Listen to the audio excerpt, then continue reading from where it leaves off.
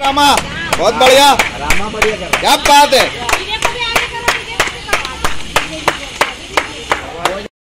कहते हैं कि हर व्यक्ति की समाज के प्रति अपनी जवाबदारी होती है और हर किसी को यह जवाबदारी समझनी चाहिए।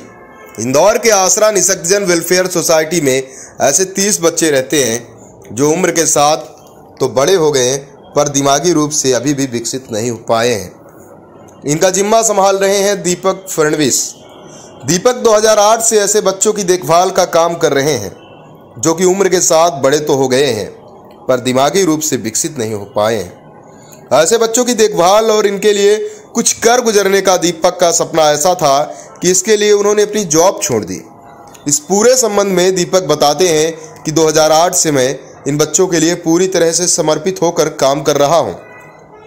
2013 में मेरे काम को देखते हुए लोगों ने मुझे सलाह दी कि आप अपने इस सेवा कार्य को जारी रखो और अपने संस्थान को रजिस्टर्ड करवा लो, जिसके बाद मैंने 2013 में अपने संस्थान को रजिस्टर्ड करवाया। 2017 से हमारे कार्य को और अधिक प्रोत्साहन मिला जब सरकार की ओर से हमें सहायता मिलने लगी। वर्तमान समय में हमारे आसरा निसक्तजन वेलफेयर सोसाइटी में करीब 30 ऐसे बच्चे रहते हैं जो कि शारीरिक रूप से तो काफ़ी बड़े हो गए हैं पर दिमागी रूप से अभी भी बच्चे हैं और करीब 20 लोगों की मदद हमें शासन की ओर से मिलती है, जबकि 10 बच्चों का खर्च हम खुद उठाते हैं। ऐसे बच्चों को कई बार संभालना मुश्किल भी होता है पर हम और हमारी टीम यह काम अपना धर्म मानकर करते हैं। हमारे यहाँ बच्चे केवल रहते नहीं हैं बल्कि यहाँ पर बच्चों को कौशल के गुर भी सिखाए जाते हैं ताकि ये बच्चे अपना खर्चा आगे चलकर खुद चला सके। हमारे यहाँ के कई बच्चे अब काम भी करने लगे हैं। एक बच्चा तो ऐसा भी है जो कि अपनी प्रतिभा के दम पर 3 साल से एक ही दुकान पर काम कर रहा है। इन बच्चों के लिए यह काम करना बड़ी बात होती है क्योंकि भले ही शारीरिक रूप से बड़े हो गए हों पर अभी भी इनका दिमाग बच्चों का ही होता है। पर हम ऐसे बच्चों को प्रशिक्षित करना चाहते हैं ताकि यह भी सम्मान और स्वाभिमान की ज़िंदगी जी सकें। 2017 से 20 बच्चों की देखभाल के लिए हमें शासन से सहायता मिलती है, जबकि अभी भी 10 बच्चों का खर्च हम खुद उठाते हैं और इस कार्य को हम ईश्वर का कार्य मानकर निरंतर करते रहते हैं।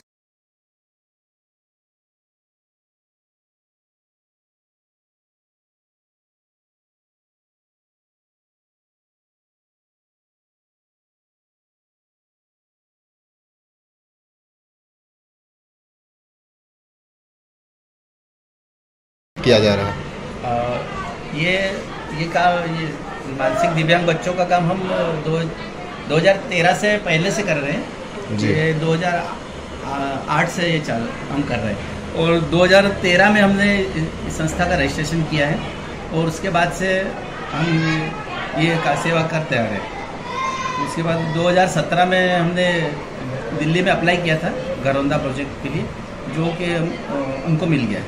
तो अभी 30 बच्चे जो है वो घरौंदा सेंटर के हैं और अभी 50 बच्चे हमारे जो 4 साल से लेके 16 साल तक के ये डे केयर सेंटर में प्रशिक्षण प्राप्त करने आते हैं। 2013 में आपकी संस्था रजिस्टर्ड हुई जी। और कहीं ना कहीं शासकीय सहायता उसके कई वर्षों बाद मिली। हाँ, शासकीय।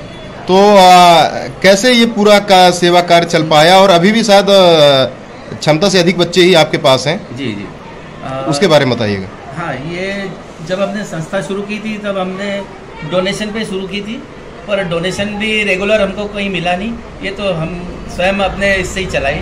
हमारे जो हम जॉब करते थे तो जो तनख्वाह मिलती थी वो तनख्वाह यहाँ बच्चों के लिए हम खर्च किया और उसके बाद थोड़ा बहुत डोनेशन मिला और प्रयत्न बहुत किया पर हमको कुछ मिला नहीं।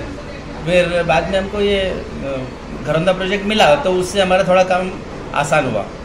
आपके बारे में एक बात प्रचलित है कि आपने इस सेवा कार्य के लिए अपनी जॉब छोड़ी जी, तो उसके बारे में बताइए। किस क्षेत्र में थे, क्या करते थे और फिर कैसे? मैं फार्मा कंपनी में था, दवा बाजार में, इंदौर में जी। तो जब ये संस्था चालू की तब हम हमारे वाइफ और हम दोनों मिलके ये देखते थे पर ये संस्था चलाना बहुत कठिन काम था।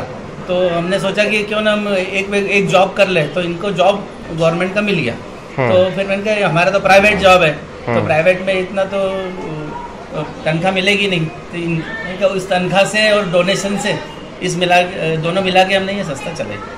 कहीं ना कहीं आपके पास जो अभी बच्चे हैं उनके बारे में ये कहा जाता है कि कहीं ना कहीं बच्चे बड़े हो जाते हैं, उम्र बढ़ जाती है, लेकिन मानसिक विकास नहीं हो पाता है जी। और ऐसे बच्चों की आप केयर करते हैं, कितना मुश्किल होता हाँ, ये बहुत मुश्किल काम है। और 18 साल से बड़े बच्चों का उनको संभालना भी कठिन काम है, क्योंकि यदि हाइपर वगैरह हो जाता है वो बच्चा कोई भी, तो उनको बड़े, पर हमारा जो टेक्निक है हम प्यार से सब समझाते हैं और प्यार से सब समझ में भी आ जाता है और वो सुनते भी है सारे बच्चे जी। तो अभी कौशल विकास में भी हम काम कर रहे हैं बच्चों के, जी। उसके संबंध में कुछ बताइए। कौशल विकास में हम यहाँ पे जो हमारे जो दिव्यांग बच्चे हैं, मानसिक दिव्यांग, जो उसमें तो 8-10 तो अनाथ बच्चे हैं जी। और बाकी जो है उनके पेरेंट्स है जी। और पेरेंट्स भी मतलब ये मदर है, फादर नहीं है, या कोई दोनों नहीं है, बहन है, जीजा है, ऐसे भी है। तो ऐसे ही बच्चे हमारे, तो उनको हम सबको एक साथ ही रखते हैं, सबको कौशल विकास के लिए सबको एक साथ ट्रेनिंग दिया जाता है। उसके बाद फिर हम जैसे ट्रेनिंग हमको लगता है कि ये सब सीख गया है, थोड़ा बहुत काम कर सकता है, तो फिर हमको मार्केट में भेजते हैं। तो मार्केट में भी हमारा ऑब्जर्वेशन रहता है और सामने वाले जिस दुकान पे काम कर रहे हैं उनसे भी हमारा टाई अप रहता है कि वो पहले वो ऑब्जर्वेशन में देख लेते हैं कि ये बच्चा कर सकता है या नहीं कर सकता है। तो वो कभी बोलते हैं कि ये नहीं कर पाएगा, फिर हम दूसरे बच्चों को भेजते हैं, तो उनको सेट हो जाता है, तो फिर वो चलता रहता है। अभी हमारा एक बच्चा 3 साल से काम कर रहा है एक ही दुकान पे। अच्छा। और अभी भी कर रहा है। ठीक है, एक बार नाम और संस्था का नाम बताइए। मैं दीपक फडनीस, संचालक निःशक्तजन आधार वेलफेयर सोसाइटी, घरौंदा केंद्र, इंदौर। ठीक।